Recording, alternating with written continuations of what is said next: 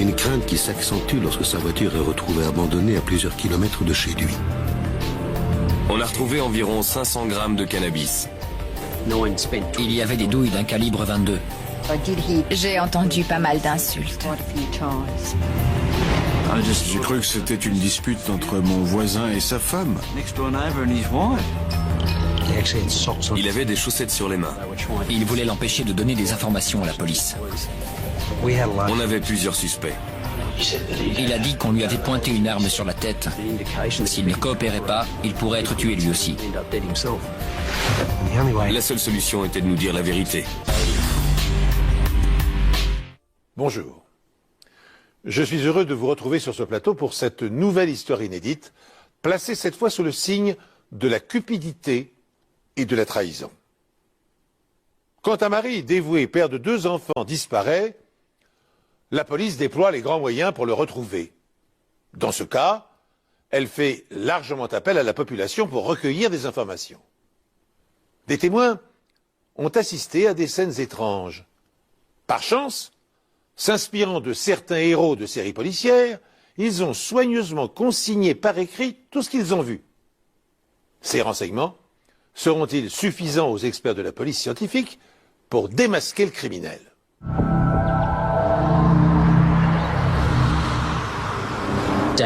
La femme de Danny Wosley a signalé la disparition de son mari le mardi.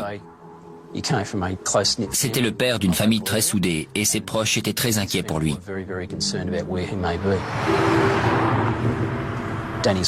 Elle a croisé Danny avec son meilleur ami le lundi matin. Il revenait de chez un concessionnaire moto.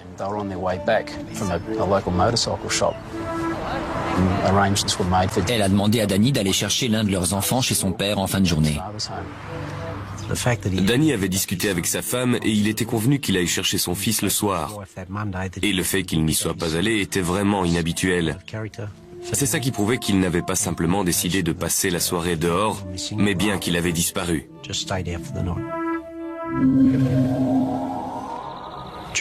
Ce soir-là, sa famille a fait le tour de la ville à sa recherche et ils ont retrouvé sa voiture sur le parking d'un centre commercial à Warners Bay.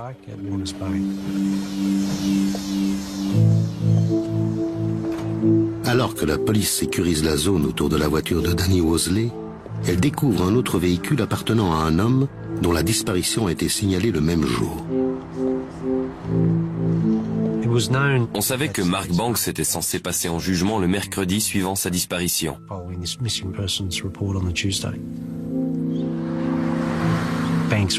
Banks allait être jugé pour détention de 18,5 kg de cannabis.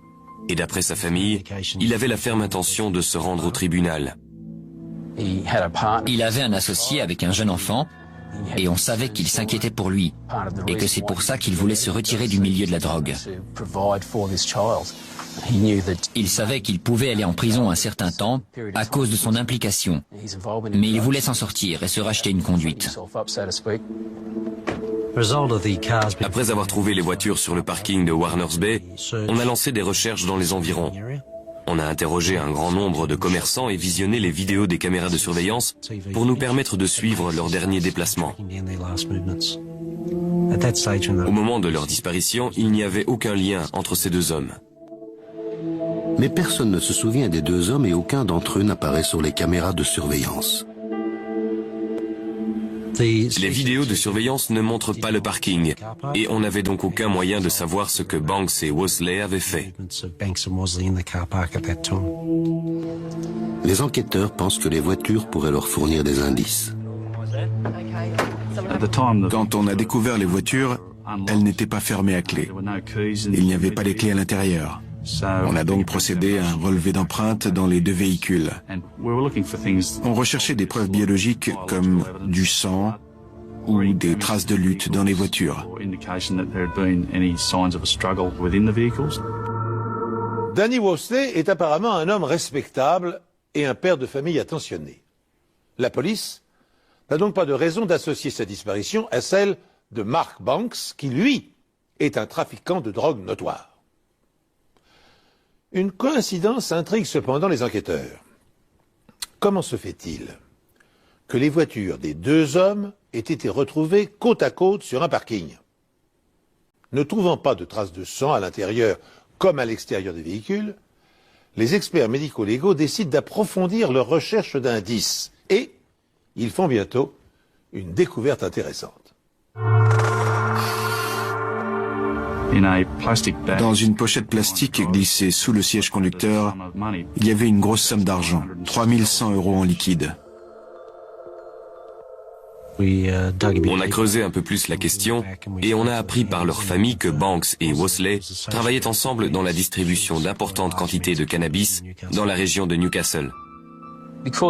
Étant donné la situation de Danny Wosley, une très bonne réputation, une famille aimante, 2 jeunes enfants, une jolie maison, pas de passé criminel, on s'est dit qu'il ne devait pas être dans ce milieu depuis très longtemps. Il venait probablement d'entrer dans le milieu, et si c'était le cas, il ne se méfiait peut-être pas assez des gros dealers.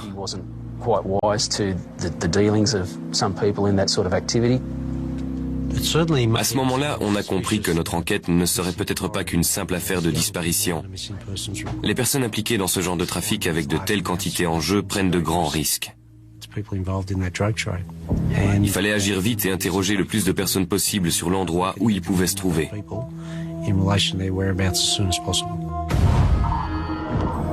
Mais en faisant cela, la police risque de provoquer les trafiquants.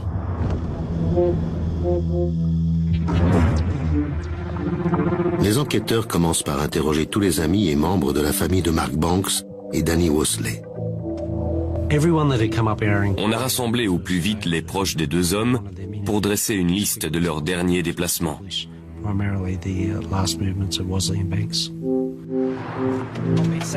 L'un d'entre eux est Kevin Naismith. Il se trouvait avec Danny le jour de sa disparition et sa déposition était plus importante.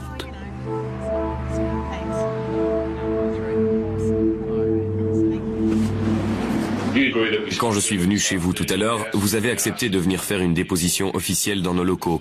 On est d'accord. Alors, pouvez-vous nous parler de Danny Wosley et de sa relation avec Mark Banks? Comme je vous l'ai dit tout à l'heure, je suis venu pour vous donner des informations qui me causeront peut-être des problèmes, mais étant donné la gravité de la situation, je dois le faire. Je connais Danny Wosley depuis l'âge de 5 ans. C'est mon meilleur ami depuis 25 ans. On a toujours été comme des frères, tous les deux. J'ai rencontré Mark Banks à 2 reprises au cours de ces 6 derniers mois. Danny et lui se sont rencontrés par le biais de la vente de marijuana en grosse quantité.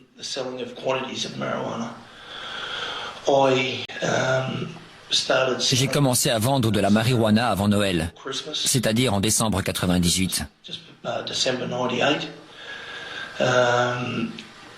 Danny m'a dit que je pouvais gagner beaucoup d'argent, alors on l'a fait. Tout ce que je pensais passait par Danny Wosley. Il prenait mon argent et travaillait directement avec Mark Banks.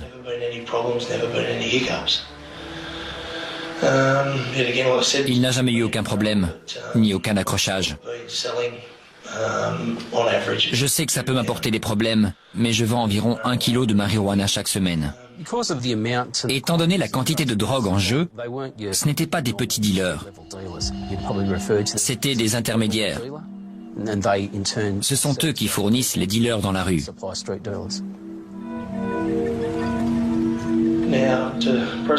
Lundi, Danny est venu chez moi vers 10 heures.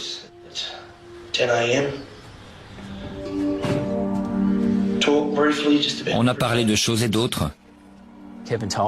Kevin nous a dit qu'il s'était vu ce jour-là, mais que Danny l'avait quitté aux alentours de midi pour aller faire une transaction avec Mark Banks. J'ai donné à Danny 7500 € en liquide pour qu'il me prenne 1,5 kg. Et il m'a répondu qu'il reviendrait me voir dans l'après-midi ou dans la soirée. Mais je ne l'ai pas revu. J'étais pas trop inquiet parce que Danny est comme moi. Il n'est pas très fiable à ce niveau-là. Je ne me suis pas inquiété jusqu'à ce que sa femme m'appelle vers 23 heures. Parce qu'elle savait pas où était Danny.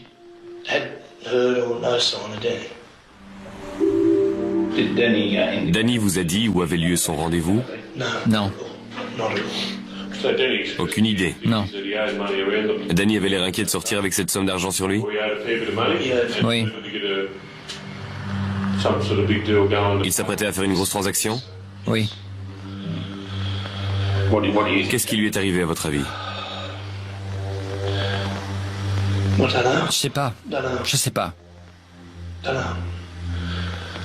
J'espère qu'ils n'ont pas fait de bêtises, qu'ils sont juste partis sur un coup de tête pour quelques jours et qu'ils vont revenir d'un moment à l'autre. Mais je sais que c'est un milieu dangereux.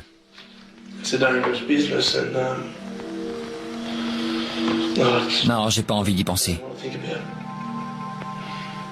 Le jour de sa disparition, Danny transportait une somme importante et il avait rendez-vous avec un grossiste pour se procurer de la marijuana. Le témoignage de Kevin Nesmith est capital.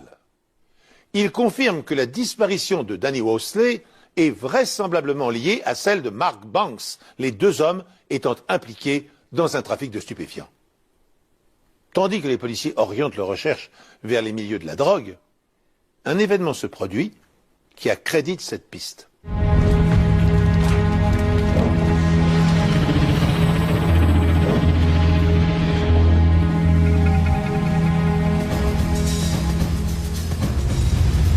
Deux jours après la disparition des deux hommes, un incendie s'est déclaré dans le garage d'une résidence de Charlestown. Et ce garage appartenait à Kevin Nesmith. Quand la police est arrivée sur les lieux, Kevin Nesmith a montré un message sur lequel il était écrit « Méfie-toi, tu es le prochain ».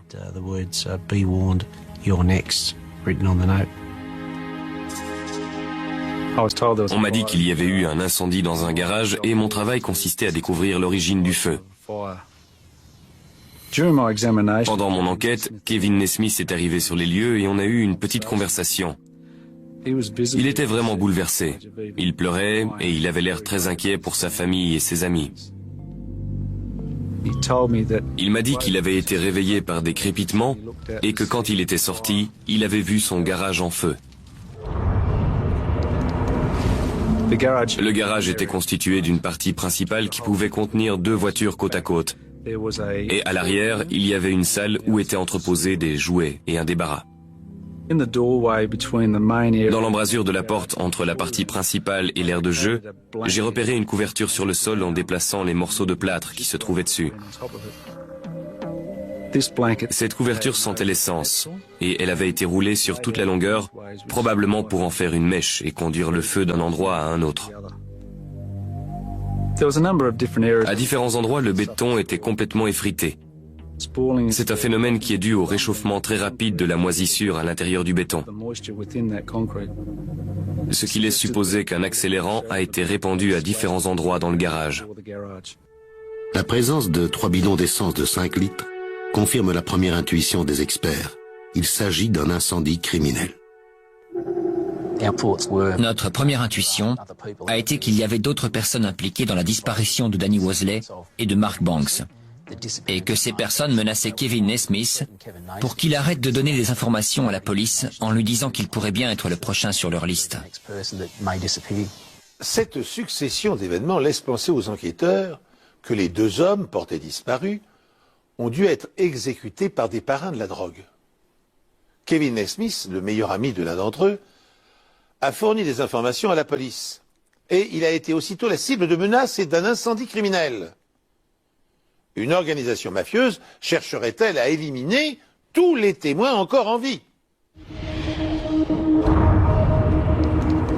Le lendemain de l'incendie, Kevin Nesmith nous a dit que Danny et Mark avaient rendez-vous avec d'autres hommes et qu'ils étaient peut-être responsables de leur disparition.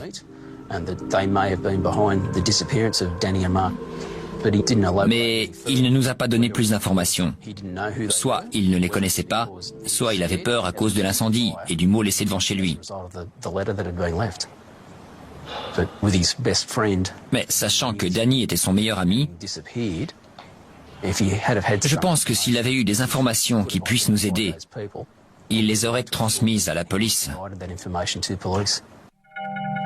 Dans un deuxième temps, les enquêteurs décident de rendre l'affaire publique et les résultats sont immédiats. Des témoins ont vu un homme, répondant à la description de Danny Wosley, entrer dans le garage de leur voisin. Ils ont aperçu leur voisin à l'intérieur du garage. Ils pouvaient les voir à hauteur de la poitrine.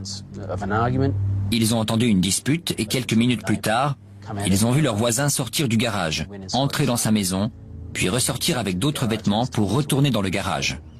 À ce moment-là, il était avec une autre personne qu'ils avaient déjà vue chez lui auparavant. On a mené une enquête auprès des autres habitants.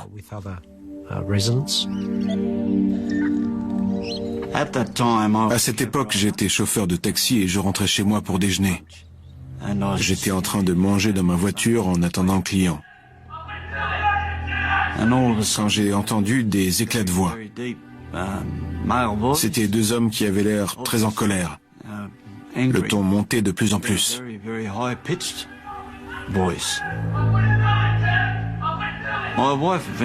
Ma femme est venue à la fenêtre et elle m'a regardé d'un air interrogateur.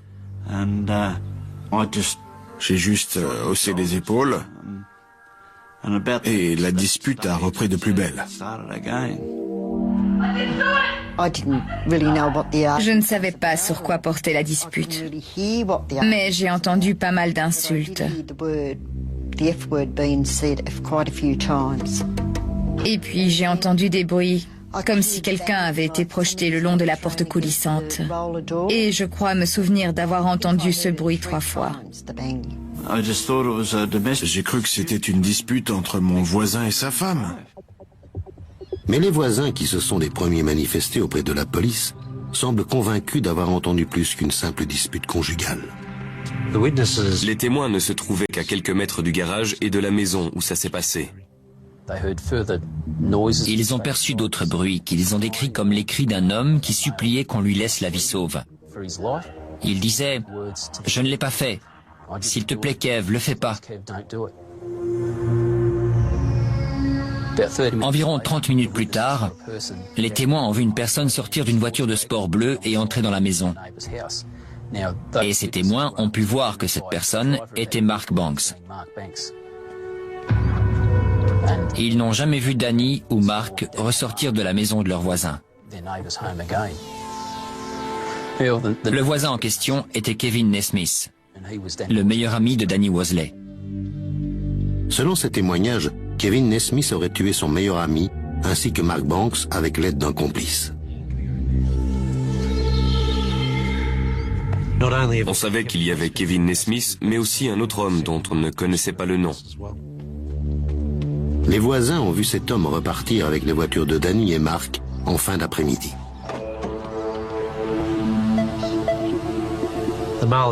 L'homme en question s'est absenté environ 15 minutes pour chaque voiture et ce qui a semblé bizarre aux témoins, c'est qu'il portait des vêtements différents à chaque fois. Une fois, il avait des chaussettes sur les mains et c'était comme si cette personne n'avait jamais conduit avec une boîte manuelle parce qu'il avançait par à-coups. On a immédiatement compris qu'il n'avait jamais conduit ces voitures avant. Plus tard dans la soirée de lundi, les témoins disent avoir vu Kevin Nesmith entrer dans son garage avec une sorte de bâche bleue dans les bras. Il est resté à l'intérieur un certain temps.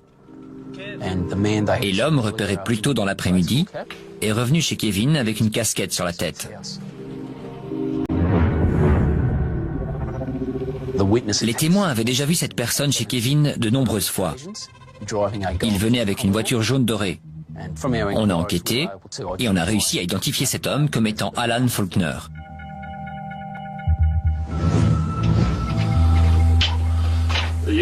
Êtes-vous Kevin Nesmith? Tout à fait. J'ai un mandat de perquisition m'autorisant à fouiller votre maison. Je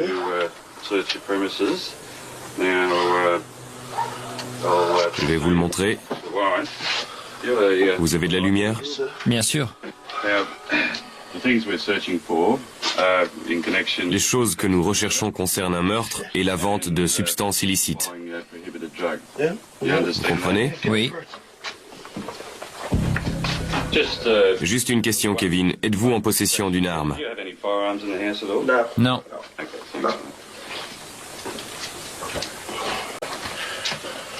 Au moment où la police pénètre chez Kevin Naismith, Alan Faulkner reçoit la même visite. Inspecteur Dengate, vous pouvez venir? On m'a demandé d'enquêter sur Alan Faulkner. J'ai trouvé cette valise sous le lit avec des sachets remplis d'herbes. On a retrouvé environ 500 grammes de cannabis. Ne touchez plus à rien. Vous êtes en état d'arrestation pour possession de cannabis, vous comprenez? Oui. Comment vous l'êtes-vous procuré? Je l'ai eu il y a environ 2 mois. Par qui? Je peux pas vous le dire. Vous ne pouvez pas ou vous ne le ferez pas? Je le ferai pas. On a aussi retrouvé des munitions d'un calibre 22, ainsi que les vêtements que Faulkner portait quand il est venu chez Naismith. Vous êtes en état d'arrestation pour meurtre. Vous avez le droit de garder le silence. Tout ce que vous direz... Je l'ai déjà dit. Laissez-moi finir. Vous avez le droit de garder le silence. Tout ce que vous direz pourra être retenu contre vous. Vous comprenez? Oui, mais je comprends pas pourquoi. Grâce aux témoignages des voisins qui ont rapporté des bribes de conversation et noté les déplacements des divers véhicules sous leurs fenêtres, l'enquête bascule dans le sens le plus inattendu qui soit. Kevin Naismith, le meilleur ami de Danny Worsley, celui qu'il considère comme son frère et avec lequel il partage tout depuis l'école maternelle, se transforme brusquement en suspect numéro 1. Car il est maintenant établi que les deux hommes se sont violemment disputés dans le garage et que Danny a supplié « S'il te plaît, Kev, ne le fais pas !» Il est également prouvé qu'un deuxième homme est intervenu, qu'il a quitté la maison les mains recouvertes de chaussettes pour ne pas laisser d'empreinte digitale sur le volant de la voiture de Danny. Ce scénario, encore inimaginable quelques jours plus tôt, amène les policiers à accuser Kevin Naismith du meurtre de son ami. Je peux appeler un avocat? Bien sûr. Vous pouvez m'expliquer pourquoi? Une fois qu'on sera à Charleston, je vous expliquerai.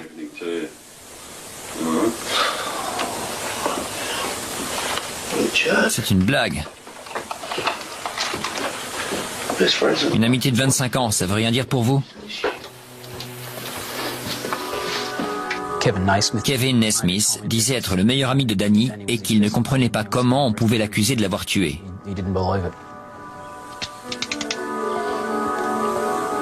Alan Faulkner est arrêté au même moment.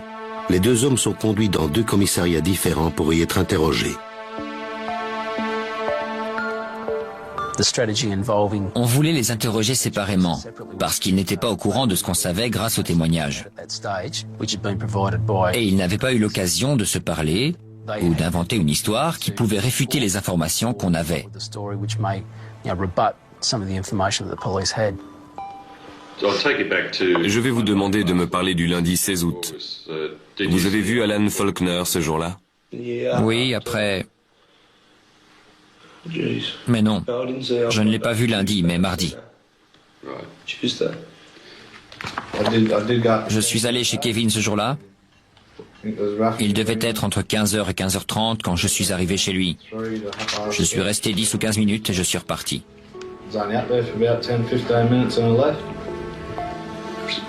Donc vous n'avez pas vu Alan Faulkner ce jour-là? Non. Vous êtes sûr? Je suis sûr. J'avoue que je suis un peu perdu, mais si je me souviens de quelque chose, je vous le dirai. D'abord, on a demandé à Kevin de nous raconter sa version des faits. Quand avait-il vu Danny pour la dernière fois et qu'est-ce qu'il avait fait depuis? Je crois qu'il venait de boire un soda et il m'a dit qu'il fallait que je lui donne mon argent parce qu'il y avait un changement de plan et il fallait qu'il y aille. Il ne m'a rien dit de plus. Je lui ai donné mon fric et il est parti vers 14h. Vers 14h. Une fois qu'il avait fait sa déposition, on pouvait lui dévoiler ce qu'on savait grâce aux différents témoins. On nous a dit que quelqu'un ressemblant à Danny Worsley est venu devant la porte de votre garage. C'est vrai. On m'a également dit qu'il y avait eu des éclats de voix et que l'homme que nous pensons être Danny Worsley a répété plusieurs fois « je ne l'ai pas fait ». Jusque-là, vous suivez? Oui. On m'a informé qu'il y avait eu une pause au cours de la dispute avant que l'homme identifié comme étant Danny Wosley ne se mette à crier « Ne fais pas ça, Kev, je t'en supplie ». Vous me suivez? Oui. On m'a également parlé de 6 bruits correspondant à 2 choses qui entrent en collision. Vous êtes d'accord? Oui. Environ 1h30 plus tard, un homme identifié comme étant Mark Banks est venu frapper à votre porte. Vous me suivez toujours? Vous comprenez? Oui, mais je crois que c'est quelqu'un qui m'en veut vraiment. Les voisins étaient considérés comme des témoins sûrs. Ils n'avaient rien à gagner en donnant ces informations à la police. Ce qu'ils ont vu et entendu était tellement incroyable qu'ils ont décidé de le mettre par écrit. Ils nous ont dit avoir vu des témoins prendre des notes dans une série policière. Et ils se sont dit que c'était probablement le meilleur moyen de se souvenir de ce qu'ils avaient fait ce jour-là.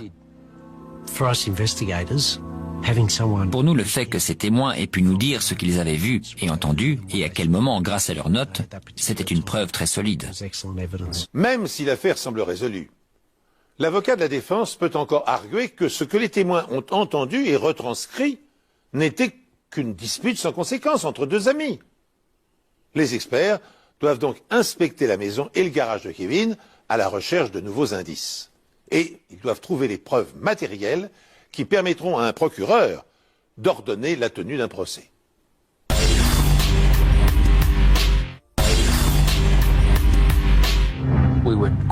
On était persuadés que Danny Wosley avait été tué dans le garage. Nos recherches se sont donc concentrées sur les preuves scientifiques permettant d'affirmer que Danny Wosley avait bien été tué dans ce garage. 2 douilles d'un calibre 22 ont été retrouvées dans le garage. L'une était dans l'entrée et l'autre sur le sol vers le fond du garage. On a ensuite identifié 5 petits trous dans le mur d'aggloméré du garage. Derrière ce mur, il y avait un arbre, duquel on a extrait une balle. La taille et la forme de la balle correspondaient aux douilles d'un calibre 22 découvertes dans le garage. Il y a un coffre sur l'étagère du haut. Dans la chambre, il y avait un coffre qui n'était pas fermé à clé et qui contenait 2 balles. L'une avait été utilisée et l'autre non. On dirait un étui de 5 cartouches de calibre 22. C'était très important pour l'enquête, parce que Kevin Nesmith avait dit à la police qu'il n'avait pas d'arme à feu. Il y avait donc une incohérence. Pourquoi avait-il des balles s'il n'avait pas d'arme? Il y avait un sac plastique bleu au fond du salon. Et quand on a déplacé le sac, on a découvert une goutte rouge sur les carreaux en ardoise. Et ça ressemblait à du sang. On a fait venir un camion de la police scientifique devant chez Kevin Nesmith pour avoir un laboratoire sur place. À chaque fois qu'on trouvait une preuve, elle était immédiatement analysée. Plus tard, on a pu découvrir que le sang appartenait à Mark Banks. À ce stade de l'enquête, tout porte à croire que Mark Banks et Danny Wosley ont été tués par balle. L'étape suivante consiste donc à retrouver les corps, mais face à la réticence de Nesmith, Ce sont que des mensonges. Des mensonges, c'est du n'importe quoi. la police fait pression sur Alan Faulkner. Une personne correspondant à votre description a été vue au volant de cette voiture sur 8 Burn Close. Qu'est-ce que vous pouvez nous dire là-dessus? Il doit y avoir beaucoup de gens qui me ressemblent dans le coin parce que c'était pas moi. Or, le soir où la famille de Danny a retrouvé sa voiture abandonnée sur le parking, les voisins de Naismith ont affirmé l'avoir vu entrer dans son garage avec une bâche en compagnie d'Alan Faulkner. Cette information, qui s'ajoute à la découverte de cartouches et d'une trace de sang appartenant à Mark Banks, confirme la thèse de la conjuration. Naismith et Faulkner ont bien attiré Wosley et Banks dans un piège dans le but de les éliminer. Une personne correspondant à votre description a été vue ce soir-là vers 21h devant le garage de Kevin Naismith. Qu'est-ce que vous avez à dire? J'étais à la maison avec ma femme. Comment? J'étais chez moi. Vous êtes sûr? Vous niez les faits? Oui. Cette personne a été vue en train de traîner une bâche dans le garage avant que la porte ne se referme derrière elle. Est-ce que c'était vous? Non, Donc, vous n'étiez pas là-bas ce soir-là? absolument pas. Plus tard dans la soirée, les voisins voient un 4x4 équipé d'une remorque reculer devant la porte de garage. Le lendemain, le 4x4 ainsi que Kevin Naismith ne sont plus là. Kevin est contraint de se justifier auprès de la police. Kevin nous a dit qu'il était allé à Williamstown avec Faulkner pour travailler dans une carrière de sable et qu'ils étaient restés là-bas la journée de mardi pour revenir le soir. Qui est votre employeur?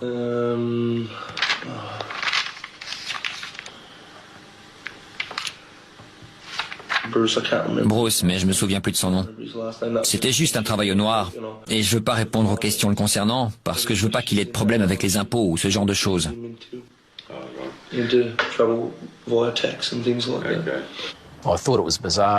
J'ai trouvé ça bizarre qu'un homme accusé d'un double meurtre refuse de donner le nom de son employeur.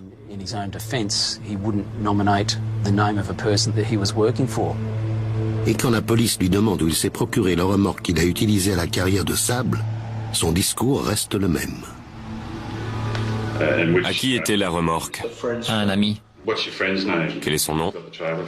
Je préfère ne pas le dire. Je ne veux pas qu'il ait de problème.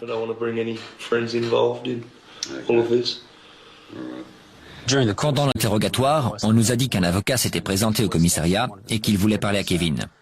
L'interrogatoire a donc été suspendu pour que Kevin puisse bénéficier de ses conseils. Vous voulez faire une déclaration écrite? Sur cette preuve? Oui. Non. Et à partir de ce moment, il n'a plus voulu continuer. Mais Alan poursuit son récit. Et il est prêt à montrer à la police où Kevin et lui ont travaillé ce jour-là. Vous savez que vous n'êtes pas obligé. Vous êtes prêt à le faire? Je ne me souviens plus de l'endroit exact, mais je peux vous le situer à peu près. Je l'ai moi-même emmené sur les lieux où on a retrouvé une autre équipe d'enquêteurs qui avait parlé avec toutes les sociétés d'exploitation de carrière.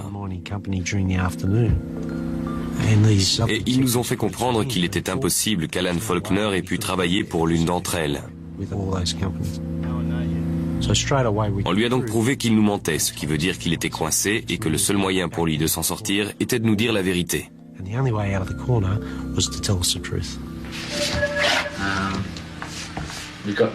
On est allé chez lui et il m'a demandé de conduire les voitures quelque part. Vous lui avez demandé pourquoi? Je lui ai demandé ce qu'il y avait et il m'a dit qu'il s'était passé quelque chose et qu'il fallait éloigner les voitures quelque temps. Des gars l'avaient arnaqué et il s'était vengé. Qu'est-ce que vous avez dit? J'ai dit d'accord. Et vous lui avez demandé ce qui était arrivé à ces hommes? J'ai pas posé de questions. J'ai fait ce qu'il m'avait demandé de faire pour être débarrassé. Dites-moi exactement ce qui s'est passé avec la bâche. Quand je suis revenu, il avait ramené une remorque et il m'a demandé de l'aider à porter quelque chose. Il a ouvert la porte et j'ai vu les deux bâches. Elles étaient longues et lourdes. On les a soulevées pour les mettre dans la remorque. Il y avait un peu de sang sur le sol et j'en ai déduit que c'était des corps ou quelque chose qui saignait. Et c'est à peu près tout ce que je sais là-dessus.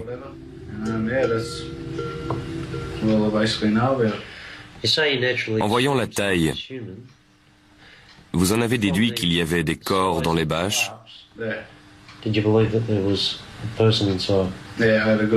Oui, c'est ce que je me suis dit. Vous savez où sont ces corps maintenant? Non. Si vous le saviez, vous le diriez à la police? Oui. À la fin de l'interrogatoire, Alan Faulkner a été inculpé de complicité pour les meurtres de Banks et de Wosley ainsi que pour différents trafics de drogue. Sa demande de liberté sous caution a été refusée et il a été appelé à comparaître devant la cour de Newcastle le lendemain. Le peu de bonne conscience qui reste à Faulkner, ou plus vraisemblablement sa peur d'être condamné à une lourde peine de prison, le pousse à avouer aux enquêteurs où les corps de Wosley et de Banks ont été enterrés. Stockton Beach est une étendue de sable de près de 20 km de long avec des dunes qui peuvent atteindre les 50 mètres de haut dans certains coins isolés. Quand on est arrivé sur place, Alan Faulkner nous a indiqué un endroit au pied d'une grande dune. Au premier coup d'œil, l'endroit n'avait rien d'extraordinaire. Il y avait une capsule de bière, un mégot de cigarette et ce qui semblait être un morceau de bois brûlé. C'était comme si quelqu'un avait fait un feu de camp. Mais ce n'est pas un feu de camp ordinaire. D'après ce que Faulkner dévoile à l'inspecteur Dengate, c'est aussi un cimetière. Vous avez dit, il est venu me chercher pour aller à Stockton Beach, où on s'est garé derrière une dune. On a creusé un trou assez grand pour y mettre 2 corps. Une fois le trou creusé, on a mis les 2 bâches dedans. Jusqu'ici, vous êtes d'accord? Ils ont enterré les 2 corps le mardi matin avant de les recouvrir avec du sable. Je suis resté sur la plage avec mon quad. Il est revenu plus tard dans la soirée avec du bois et de l'essence. C'est bien ce que vous avez dit? Oui.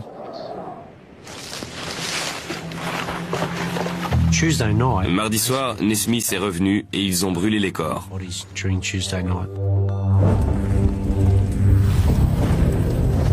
Les 2 hommes rentrent chez eux et Nesmith est interrogé par la police au sujet de la disparition de son ami.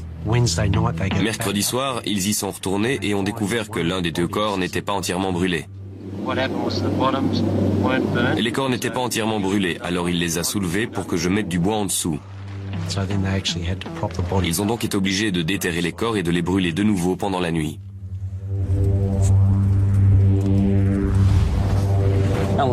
Alan Faulkner nous a également dit qu'il était resté sur la plage pendant que Nesmith retournait mettre le feu à son propre garage.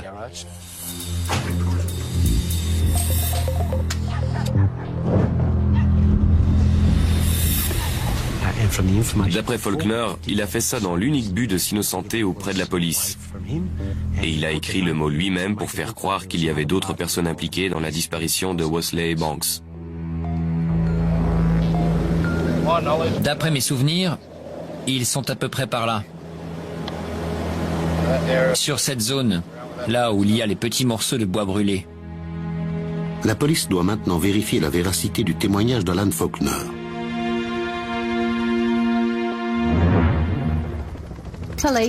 Hier, la police a découvert une tombe dans les dunes de sable de Stockton, déterrant un corps sérieusement brûlé et les restes d'un second. On a commencé à creuser et on a découvert un morceau de bâche bleue. En l'examinant, on a retrouvé un morceau de cage thoracique et un reste de crâne avec quelques cheveux dessus.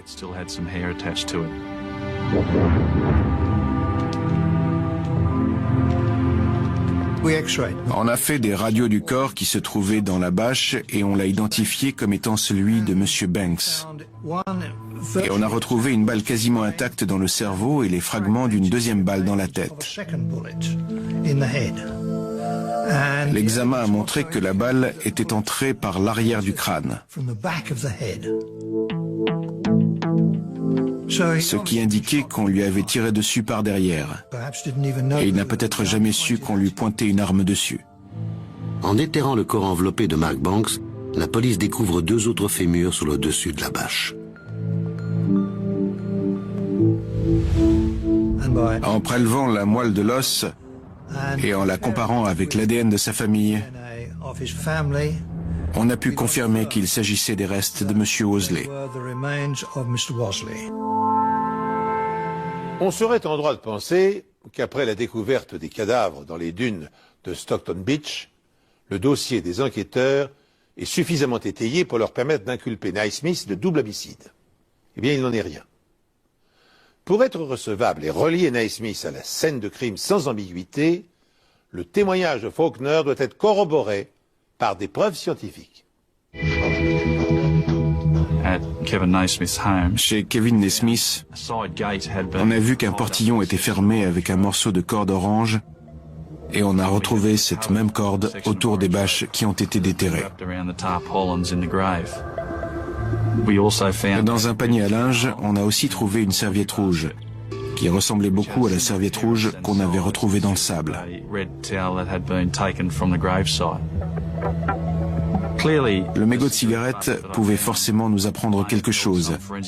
Et c'est la première chose qu'on a ramassée et envoyée au labo. L'ADN retrouvé sur ce mégot de cigarette correspondait à celui de Kevin Naismith. On avait donc la preuve de la présence de Naismith à Stockton. Et grâce au témoignage d'Alan Faulkner, les enquêteurs découvrent d'autres preuves. Il a emmené les enquêteurs à un autre endroit situé à quelques kilomètres du cimetière. Il leur a montré l'endroit où il avait enterré une boîte de conserve. C'est quoi ces clés? Celle de la voiture de Wosley.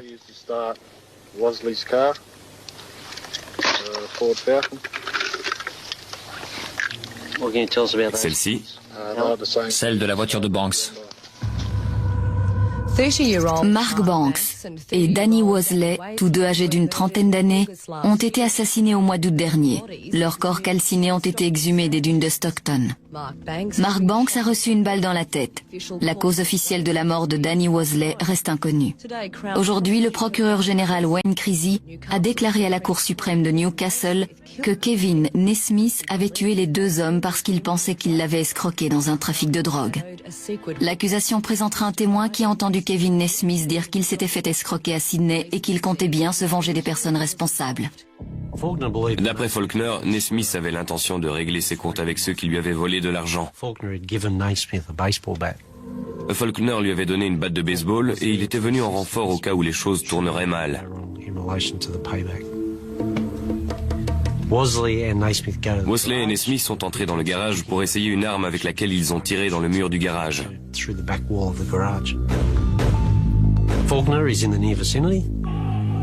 Faulkner est de l'autre côté et il entend Naismith frapper Wosley avec la batte de baseball. Et peu de temps après, Banks arrive sur les lieux. Il entre dans la maison par la porte de devant.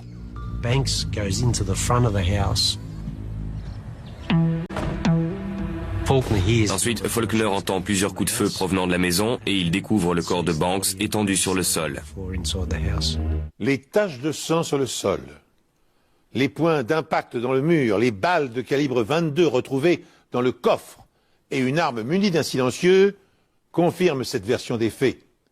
Il s'ajoute à la serviette rouge, aux morceaux de corde, aux mégots de cigarettes et aux clés des voitures des deux victimes qui, de leur côté, ont confirmé la présence de Naismith sur les dunes, là où les corps ont été brûlés et enterrés. Le témoignage des voisins de Naismith et les aveux d'Alan Faulkner étaient très cohérents. Si Alan Faulkner n'était pas venu nous donner ces informations, les corps de ces deux hommes n'auraient jamais été retrouvés. Pas plus que le mégot de cigarette et toutes les preuves permettant d'inculper Naismith. Il n'aura fallu que 2 heures au jury pour délibérer. Kevin Naismith a été jugé coupable des 2 meurtres. Kevin Naismith pensait qu'il allait prendre le pouvoir du marché du cannabis et il a tué Banks et Wosley pour faire comprendre aux autres qu'il ne fallait pas se moquer de lui. Le juge Justin Dunford a condamné Naismith à 33 ans de prison avec une peine de sûreté de 25 ans. Quant à Alan Faulkner, Je n'ai pas cherché à discuter de peur d'être le prochain. condamné pour complicité de meurtre, il est libéré de prison en 2002.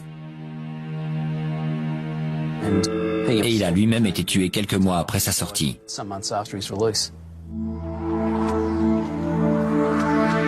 Depuis, les familles des victimes de Naismith tentent de redonner un sens à leur vie. J'ai encore du mal à le croire. Je ne pensais pas qu'il ferait quelque chose comme ça, mais il l'a fait. Le fils de Vig Worsley faisait confiance à son ami depuis 25 ans. Une amitié trahie par un homme avide de pouvoir. J'ai une belle-fille et 2 petits-enfants qui ont perdu un mari et un père. J'ai perdu un fils, et son assassin sera libéré dans 25 ans. J'espère qu'ils n'ont pas fait de bêtises et qu'ils sont juste partis sur un coup de tête pour quelques jours et qu'ils vont revenir d'un moment à l'autre. Mais je sais que c'est un milieu dangereux.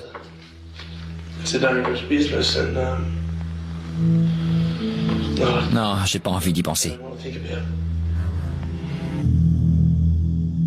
Kevin Naismith ne pourra espérer une liberté conditionnelle qu'à partir de 2024. Dans la prison où il se trouve désormais enfermé, Kevin Naismith repense-t-il parfois à la conversation qu'il avait eue avec les policiers quand il feignait de s'inquiéter du sort de son ami? Oh, il dispose d'au moins 25 ans de tranquillité pour y réfléchir. Merci de m'avoir accompagné tout au long de cette émission. Je vous retrouve prochainement sur cette antenne pour une nouvelle enquête impossible.